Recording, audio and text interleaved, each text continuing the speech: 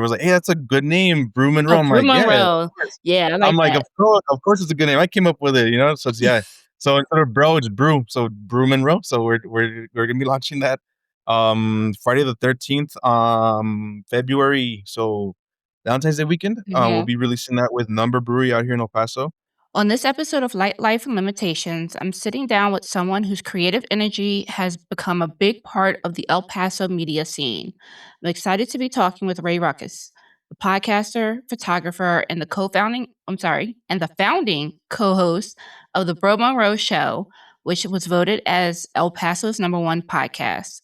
Ray has built a brand rooted in authenticity, humor, community, and culture, and he's done it in a way that continues to resonate with listeners. In our conversation, we'll be diving into his journey as a creative and entrepreneur, from building a successful podcast from the ground up to navigating identity, burnout, balance, and what it really means to show up for your passion while juggling real life.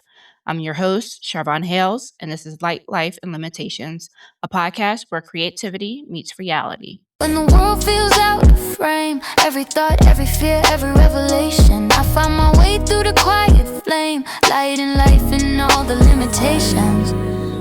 Welcome, Ray. Thank you for having me. I'm happy So, to be here.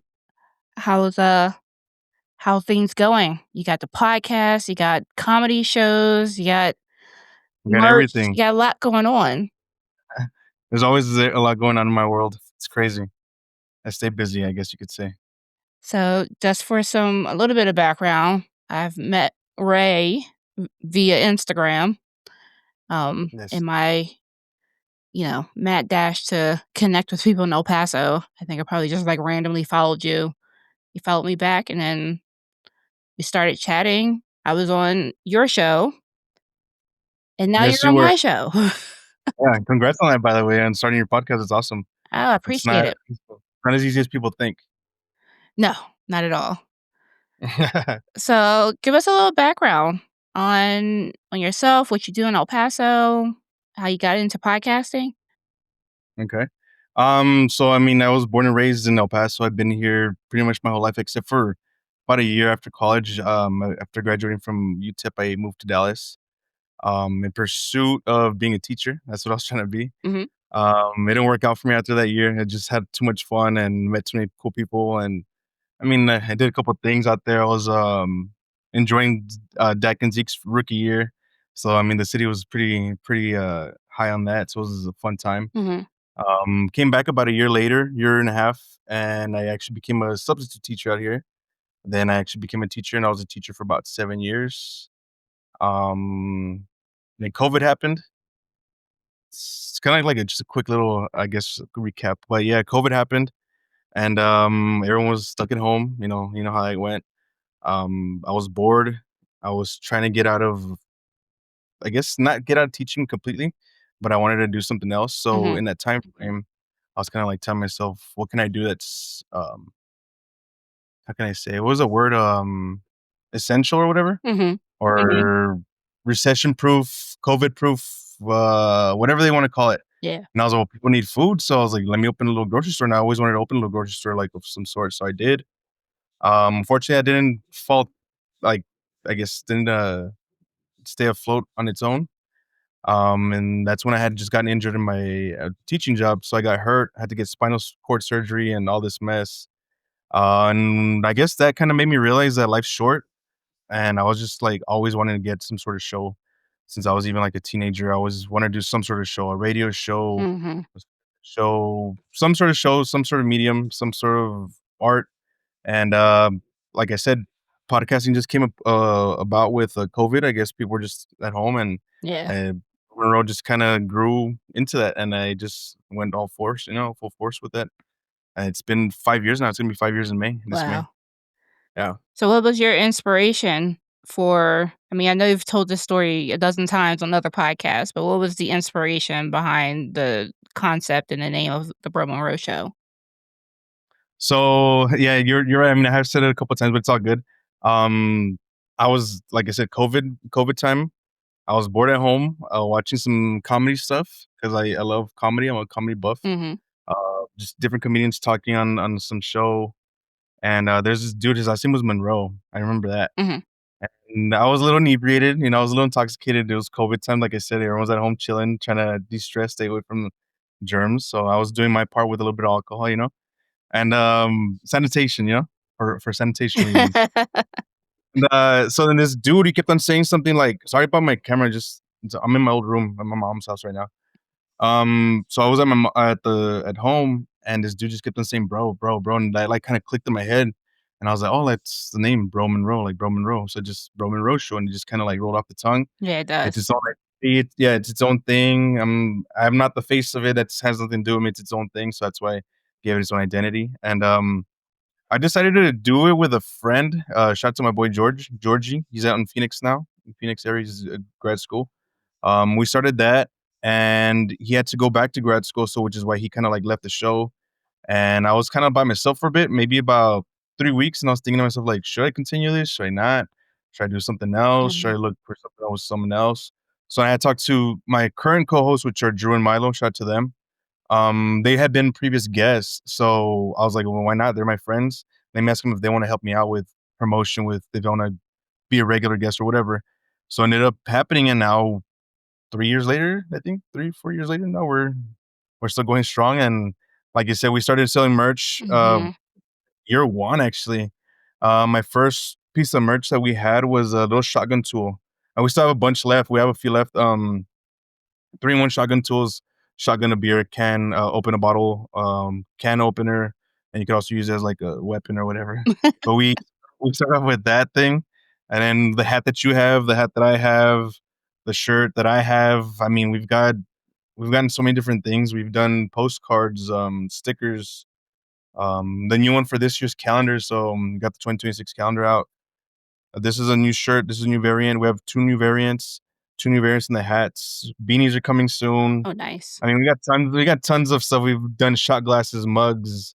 Um, man, we've got a ton of different things and more stuff on the way. We like to have our merch game on point. So Yeah, a you're lot of people say we have like definitely, you know, past. well-versed in branding. So, Yes, I mean, that's what you gotta do. You gotta market, right? exactly. That's what it's all about: is selling yourself, selling your product, selling your service. So I noticed, and I think this was like an initial conversation I had with you when you had asked me to be on the podcast. I'm like, isn't it only for comedians? So you have a lot of comedians on your podcast. Yeah. I guess when they come through El Paso, it's like, an essential stop is just for them to stop through the Bro Monroe Show. So what role does humor and storytelling kind of play into the format of the Bro Monroe Show? Yeah, so I mean, I guess when we started it, I always told my friend, my co-host George, and I told my close people that I was going to start this show, and I was like, I want to do something fun. I want to do something light. Obviously, showcase El Paso. Mhm. That's where we're born and raised, and that's who the people support us most importantly. So it's all about El Paso mainly. Yeah. But the one thing that we've done from the beginning, and we've stuck to it, and we always tell people whether they think it's boring or not, we try to stay away from politics and religion. Mhm. I know that shit sells or what. Oh, I'm sorry if I can I Yeah, you cuss? can cuss. Okay, okay, to make it clear. So that kind of like threw me off on that aspect, but yeah, we just like to have fun. Mhm. No religion, no politics. Just sometimes some people get into it or try to get into it. We will entertain it a little bit, but we don't really dabble too much in the conversation with that. Mhm. But yeah, we like to showcase everything local. We like to do food reviews, restaurant reviews, bar reviews, whatever you guys want to share in El Paso. I mean, that's what we're all about. We're all about showcasing the city. So Mhm. I mean, there's been people that quote unquote have nothing to sell, which they can sell themselves. They can sell stories, which I mean, by all means, come on the Bro Monroe Show or whatever show you want and Mhm. tell your story. And people need a platform, and that's what we're here for. Is we're a platform for people. But we do, like I said, showcase a lot of local stuff, restaurants, bars, stuff like that, events. So how do you keep the content flowing? Because it's a weekly podcast, and that can be challenging, right? So I mean, I know you're a prolific networker because I come to you when I need some I'm like, "Do you know somebody who does this thing?" I feel like you know the city very well. So, what are some of the challenges you face with keeping it going week to week? I guess the biggest challenge, and I've even had this challenge with you, and I'm sorry about that, but the like guests rescheduling and stuff. are not coming through. I'm sorry I put you off for a while, but just stuff comes up. You know how it is. But Mhm. yeah, I mean that's probably our biggest issue is people actually coming through. In the last maybe 2 months, let's say 8 weeks, I've had a total of 3 episodes because one person didn't come into town, another person did this, another person was hungover, another person forgot. It's just it. I mean, I get it. Mhm. Life happens, but at the same time, it kind of sucks just because we plan it out. And usually, I reach out to people ahead of time and tell them, "Hey, let's do it for this month or this week or whatever." And they'll usually tell me, "Oh, let's do this day." So I'll accommodate them, and then they don't come through, or they just leave me hanging, and it's like, "Oh shit." Yeah. So But do you I get it. guys, like, for the consistency of the show, do you still record, like, with just the 3 of you? Or will you just, like, skip the week? Sometimes we do, just depends. Like just yesterday we had 2 people, one of them was feeling sick, the other one showed up late, Mhm. and by then I was like, "Guys, it's already, like, been 30 minutes, like, we're already calling it a day, like, I got stuff already planned, like, Yeah. sorry." But for that, I mean, there's been a couple of times where we do stick to just us, or if it's just me and Milo or me and Drew, and we'll do a quick little episode, but, I mean, I feel like I don't wanna get people bored with just us. I Yeah. feel like people love, obviously, guests, and because 'cause we've done our shows in the past where there were times where we didn't have guests for, like, months and weeks, and then Mhm. for, like, a long time there, we're booked with guests nonstop for months, so it just depends. I mean, it is what it is. I'm sure people are tired of hearing of me, Drew, and Milo's same stories. And, I mean, I Um, know and it's a challenge because you have an in-person podcast, right? So, uh, getting people to come to the studio, um, so what are your I guess, what's your process for, like, developing the podcast? 'Cause I think that a lot of people don't really realize how much work actually goes into the pre-planning, the post-production, mhm. so they tend to maybe, I don't know, blow it off a little bit like, "Oh, it'll be alright," they'll figure it out, but it's a lot of work, we were just talking It about is. that, yeah. Yeah, it is a lot of work. So, like I said, for me, typically my I guess way of planning stuff, since I'm known that schedules and reaches out most of the time. Like for you example, if I say, "Hey, Sharon, let's do I want you on my show. Are you interested?" type of thing. Most people say yes. There's been a few that just ignore me or just they say no or they can't. Mhm, So once they tell me yes, I'll be like, all right, cool. We usually do it on a Sunday, but now we're gonna change in 2026. But we usually do it on Sundays. So we tell people, all right, we usually record on a Sunday. We have these dates open. What do you prefer? Or do you have any other dates or whatever? mhm, Usually they'll pick, and then after that, I'll send them a questionnaire, like a link to a questionnaire, which is like a Google form, mhm. uh, which is like I'd say about 20 questions that we have. Some people complain, of course, they don't wanna fill it out, but it's like, dude, like, They're how do easy you expect questions. me to give you time to look? I'm not gonna ask you all these 20 questions, like, in a row like that, like, the way we do it is we try to do it organically. Mhm, So, we do about 20 questions that ranging from everything from, like, favorite things to stories to just different things, so if you guys wanna see that link, I mean, let me know. mhm. But, yeah, we like to have that well-versed, I guess, questions just so we could have different content, different material to go off of. And we don't always hit every point. I mean, there's times where we hit 3 points out of the 20 or whatever it is. It Yeah. just depends Or, on like, the something comes conversation. up and you get, like, sidetracked, and it's like, even, like, with my episode, it was like, "Come talk about your photography," the next thing I know, it's, like, all these, like, drunk stories or celebrity Yep. encounters, and it's just, sometimes the energy just shifts, but you want that sort of like a guideline to kind of direct the conversation, so that way Mhm. if it starts to kinda go downhill, it's like, "Oh, what about this thing?" Oh, Um, exactly. so, um but you're also a photographer, another thing Yeah. we have in common. Um, so how does your photography work? How do you like kind of mesh that together with like your comedy production and the podcast? Do you find ways to intertwine everything? I tried to. I definitely tried to. So with like the podcast, going back to real quick, we'll record or whatever, and I usually tell people a certain time.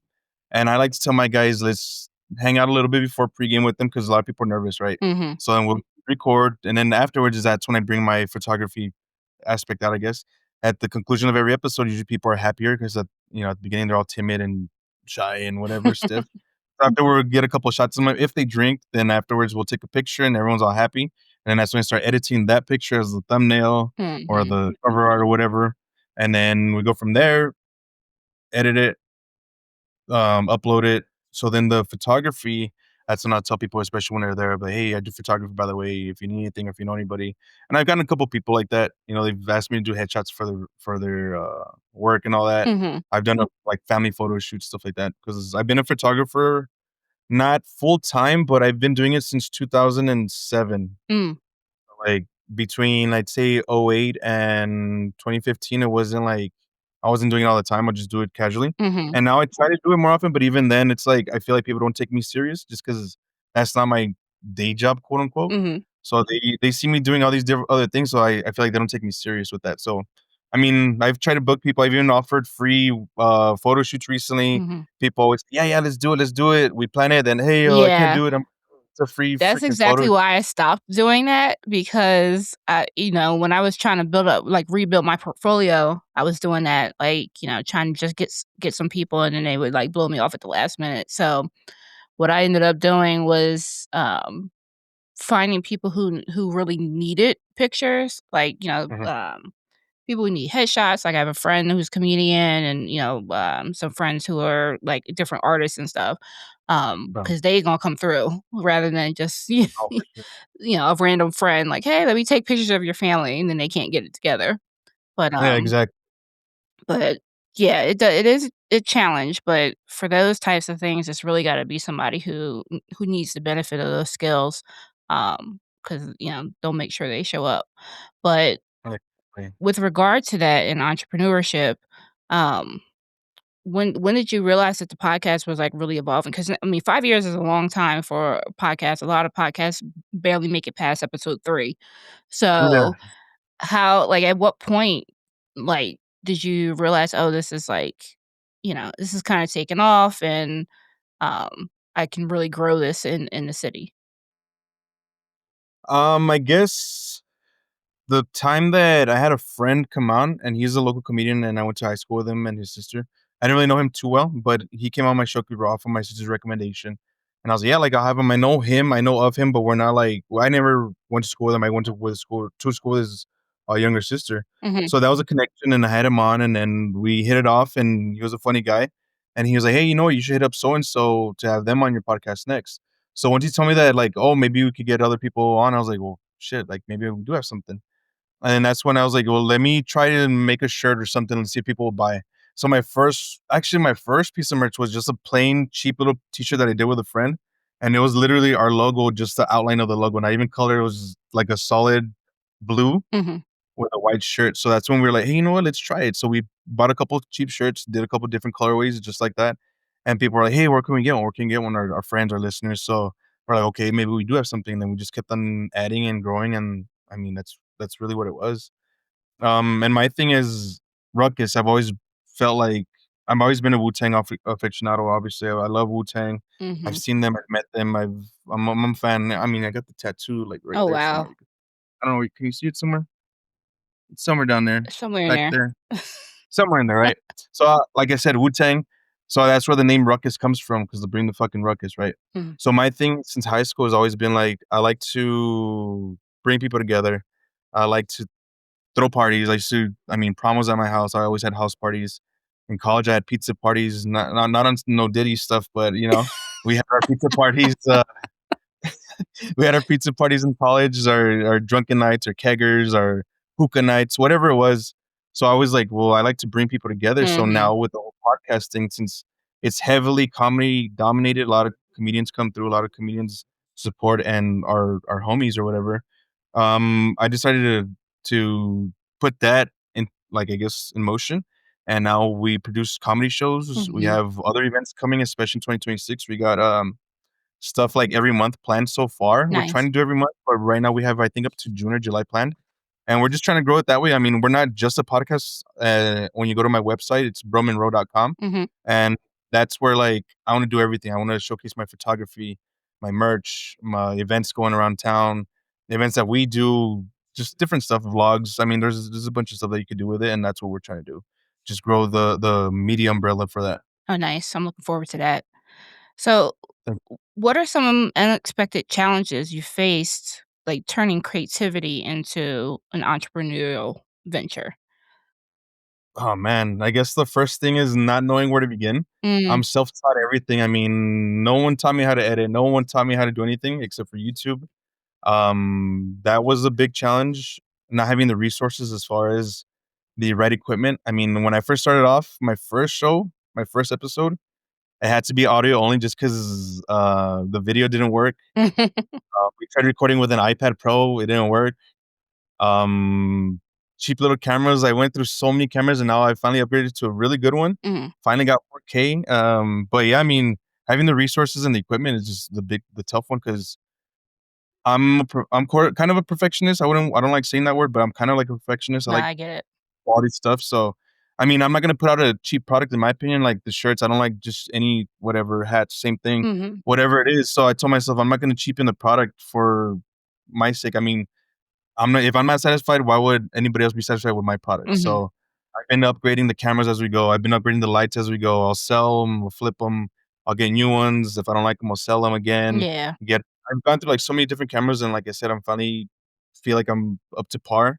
And another thing with me is I'm not throwing shade at anybody else, but I've heard a lot of different podcasts in El Paso and surrounding areas where the audio is terrible, Mm. and, like, that bothers me because like, you're listening to it. Yeah. First and foremost, you're listening to it, like, I mean, you can watch it, but you don't have to watch it, you listen to it. So my thing is if it sounds like shit, why would I wanna listen to it? Why would anybody else listen to it? Mhm. So that, I guess, motivated me to, I guess, buy the best product Yeah, for that. invest in Learning how to yeah, upgrades and learning stuff. how to Yeah, 'cause edit and out. that's the thing is, like, you have some people out there who they're like, "Well, I don't have the best of the best, so I don't wanna start yet." But sometimes you gotta start with what you got, and then you can upgrade as you go, right? So, obviously, Right. the quality of the show today is very different from your first episode 5 years ago, right? Sure. So I think and that's kind of been like a common, theme in my interviews is that people were like, "I just started with whatever I had." Um, Mhm. I know for me, I started off with, film photography. I was, like, resistant to Nice. digital photography. But then I got my first digital camera was the very first Rebel, the Nice. 300D, and then I upgraded to a 7D, and then I got a 5D Mark II, then I got a 5D Mark IV, which is what I have now, along with my, RP mirrorless, until I can get my R5 Mark II. That's what I want, And I'm at the point now, it's like you said, like, you get that kind of perfectionism thing, and it's like, I want what I want, right? I'm not gonna just get something just because it's what I can afford at the moment. Mhm. Once you're at a certain level, it's like, "Okay, I want this specific thing. I wanna invest in, new equipment." So, it's building blocks, right? Until Yeah, you get exactly. to the goal. So what's some advice you would give to a creative who's trying to turn their, um, I don't know, their passion into a hustle?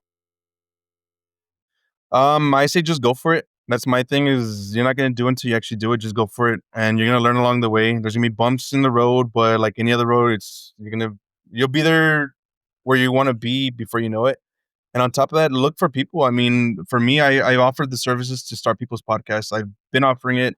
I started a couple people's podcasts locally, and now they've done their own thing. Like one of them Mhm. left me hanging. All of a sudden, now they're doing their thing, which is good, great for them. But I like to help people, like I said, have that platform because it's something that I didn't have, which I want to share with people that might not have the resources or whatever, and say I want to show, but I don't have a camera, I don't have a computer, I don't know how to edit, or I don't know this, I don't know that. So that's why I offer that service too.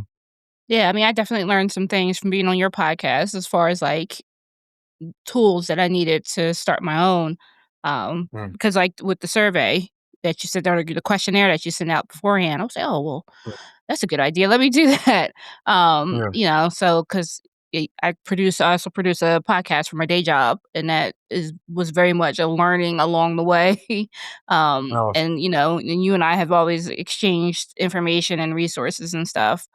So you are definitely a go-to when people if not anybody out there who's listening, if you're in the El Paso area, you are thinking about starting a podcast, Ray is a wealth of knowledge. Um, thank you, appreciate that. but speaking of El Paso, right, so that's kinda how I started listening to Bro Monroe Show. It's when I realized, oh, he's, like, showcasing small businesses and stuff here. So it's a good way to listen and like learn about the area, right? Because I'm Yeah. still relatively new here. So living in El Paso, how does that how do you feel that has influenced like your voice and your humor and your storytelling style? I think it's complemented very well just because I know the city pretty well. Like I said, born and raised here. Growing up, my dad and my uncles would take me around town cruising downtown, central, east side, west side sometimes. Just show me the city and show me different things. And I always thought that was cool. I've always been a history buff myself. I like the history that El Paso has. Mhm, And when Uber first came back first came to El Paso back in like 2015, I was like, I want to Uber. Like, I want to just try it. Let me see what that mhm. is. So I started doing Uber, and helped me explore El Paso even more. And on top of that, people in El Paso like to drink and party, so I would always pick up drunk people, and they tell me crazy stories, wild stories, and I make connections with a couple people. Some were teachers, some helped me get other, connections. Now I know like t-shirt printer now that I met through that, some bar owners, stuff like that. So Mhm. that was pretty cool networking. And now like I haven't Ubered in a while, but a couple years ago while the podcast was going on, I've got like stickers on the back of my passenger seats on Mm. some leather thing.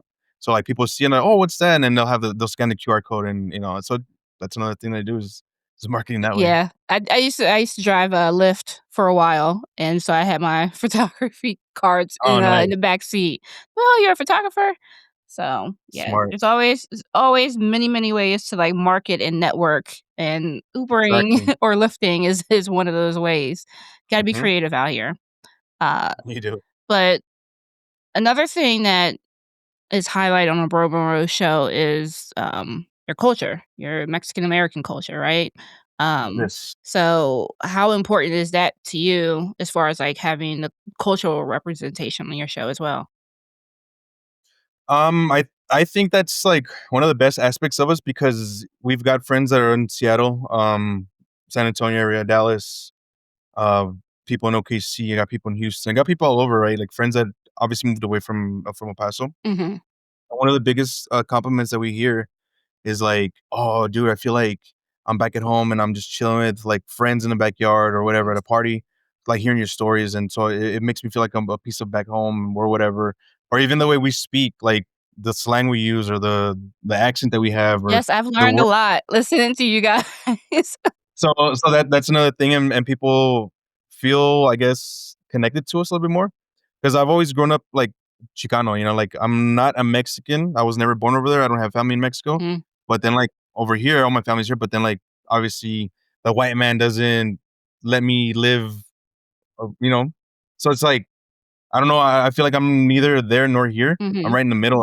That's what we say. So You that's what we sound like like, to. Selena's father. You gotta be more Mexican than the Mexicans and more American than the Americans.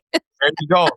There you go. So we gotta like be marketable. So Mhm, I mean, we try to grow our fan base in Juarez as well. Although we don't speak a lot of Spanish on the show, mhm, we try to include them as much as possible. Try to showcase them, mhm. New Mexico areas, and obviously El Paso. But I mean that connection, that authenticity of us being from El Paso and breathing El Paso. I mean, we love El Paso. It's what made us us.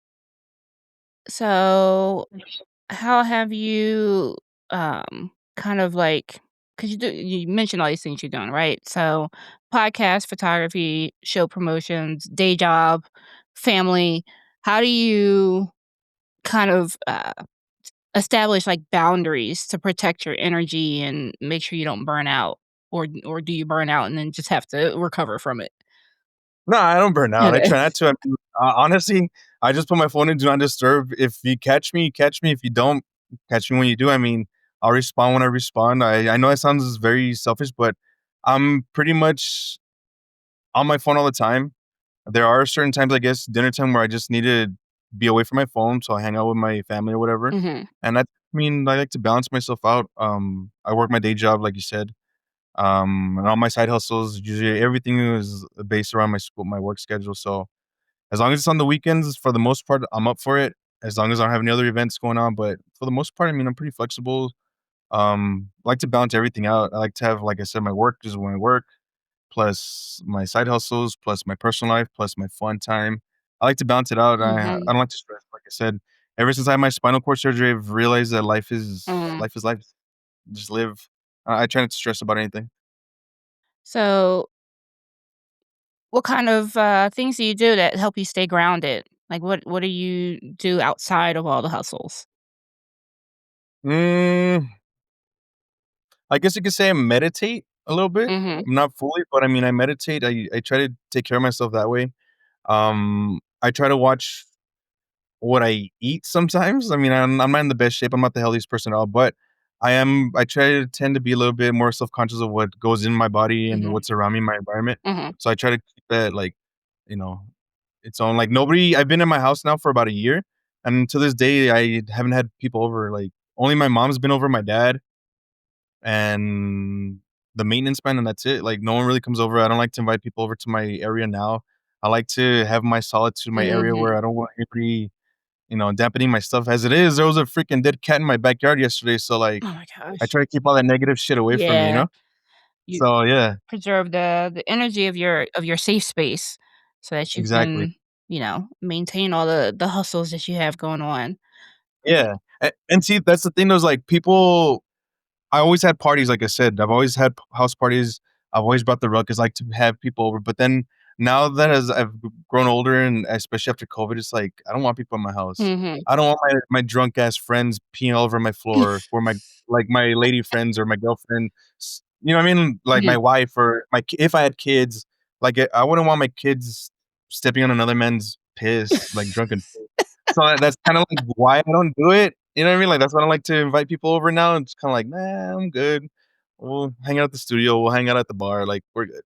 Yeah, you can't invite everybody in your house, Yeah, you know? exactly. Too many negative people, too many weirdos, too many haters, low-key haters that are your friends or whatever, so just gotta watch out. Yeah. And then you gotta cleanse all that energy and sage, Exactly. get it out your house. Um Sage and 409 everywhere. Just kidding, Do just you, kidding.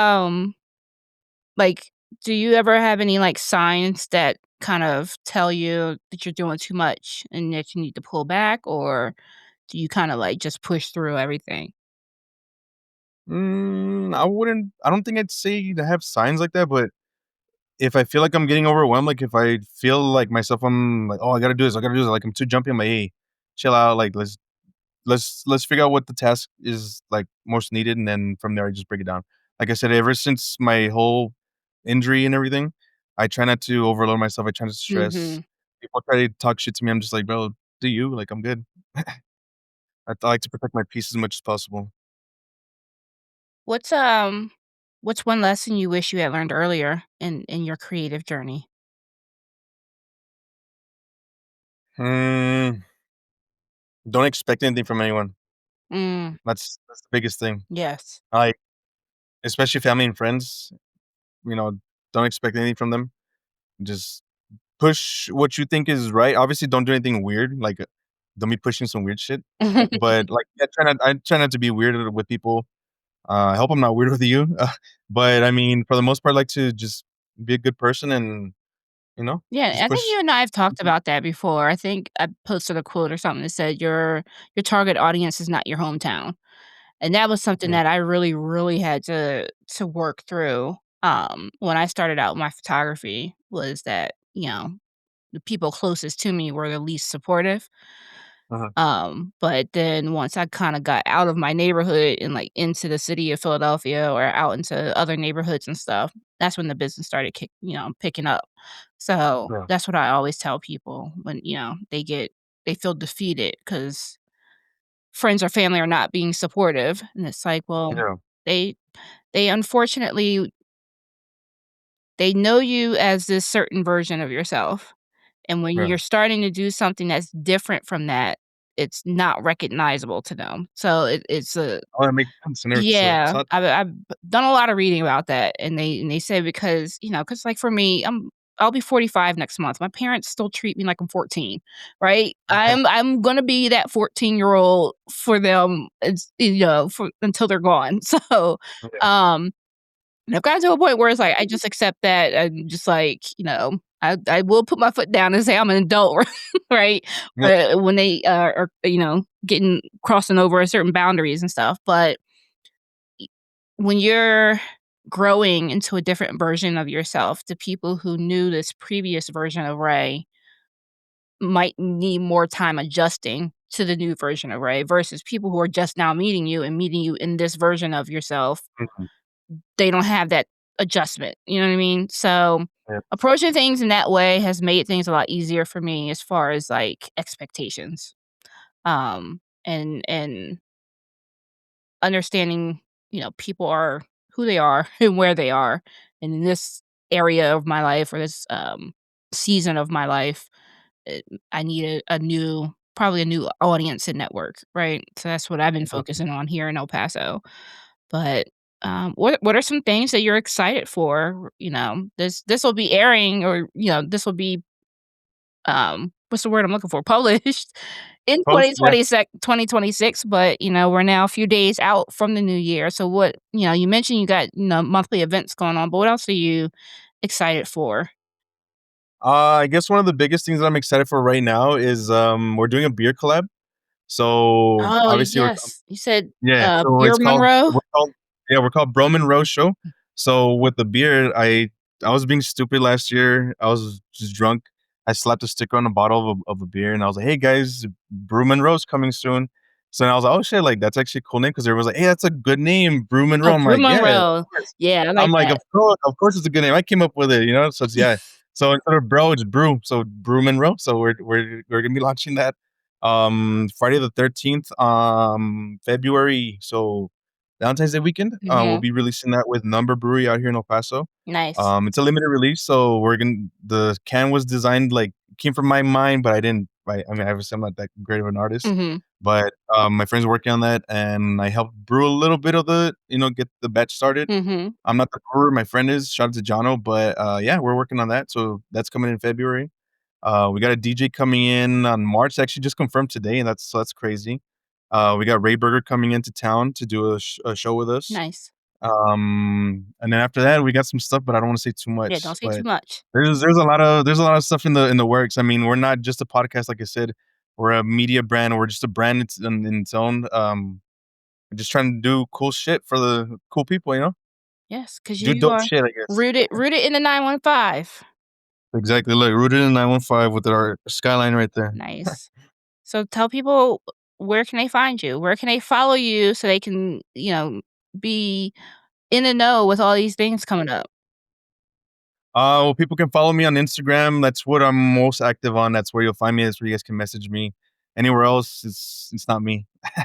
It's Ray.Ruckus on Instagram. Our podcast is bro.monroe.show. It's BRO period MONROE .SHOW. Sounds like I'm doing the MICKEU. And then like for my events page, which I'm kind of trying to do something separate than that, but it might just turn into its own thing into Bro Mhm. Monroe. But it's browndays.ent. That's where we do photography, events, comedy stuff. So anything like that. We're working on that, vlogs. We got more merch on the way. We got different stuff on the way. There's been like another podcast that I was trying to work on with some music stuff. So I don't know. We'll see what we're going on. But anything, Ray.Ruckus. Nice. And if you're in the 915, you wanna be on the Bro Monroe Show, hit up Ray, Yes. fill out the questionnaire, and show up. Yes. Show up, Show up. please. And you'll get a free gift. You usually get a free gift when you hit us Yes, up. this was Unless mine. we forget because 'cause we're hungover. Exactly, yeah. Thank you for always supporting, though. You're great because you always support and you share, so that's awesome. Yes, I am Yeah, very much about supporting, my people in their hustles because obviously I've been an entrepreneur since I was 8 years old. oh, So, nice. I show up for folks. I shout out to my friend Amy. I got her jewelry on right now, working on her Hey, brand. that's cool. So we'll definitely be in chats of some things. You got Yeah, lots for of sure. events coming up. Um, I got a photo booth. If you want a photo booth at some of your events, let me know. Uh, Awesome. Thank you. but Let's do it. I'm down. oh, definitely. We're gonna chat after this, after For we sure. wrap it up here. But Okay. I appreciate you, Ray. You finally made it work. Yes. Three times the charm. Shout out the AI, Oh, the remember original AI. if it ain't 3, it ain't me. Oh That's my yeah, saying. I forgot that shit. Yes, your slogan. Yes. And then obviously 3 is my favorite number. Shout out to Allen Iverson, the There you original go. AI. The original AI, yes. Yes, maybe I'll get a do-over to meet him and not be, like, scared to approach this time. Hopefully, that'd be awesome if you did. But again, thank you, Ray, and shout out to Drew and Milo and the Bro Monroe Show. Thank you so much. Appreciate it. Life doesn't always stay in perfect focus. There's magic in the blur we can't ignore. Every shadow, every highlight softly shows us who we are and who we're reaching for. When the world feels out of frame, every thought, every fear, every revelation, I find my way through the quiet flame, light in life and all the limitations.